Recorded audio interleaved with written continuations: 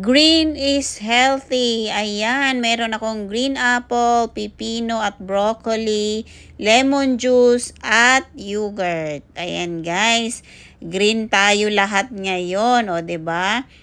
Kaya nilagyan ko lang siya ng lemon at yogurt para may lasa kasi nga walang lasa itong broccoli, pipino at green apple. Kaya para mas masarap, ayan, lagyan natin ng lemon juice at yogurt.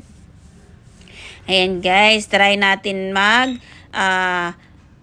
invento ng mga ibe-blender. Pero siguruhin naman natin na yung mga pinagmimix natin is healthy. Ayan, so natural lang na mga vitamins ang ating magandang inumin para sa mga katulad ko na nagda-diet. Ay, hindi naman totally diet, parang healthy eating lang talaga.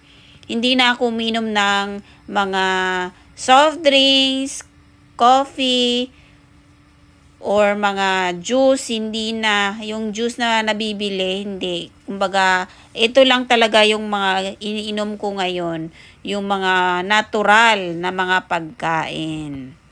So, yun lang guys. Thank you for watching. And God bless sa lahat. Ayan na. Let's drink.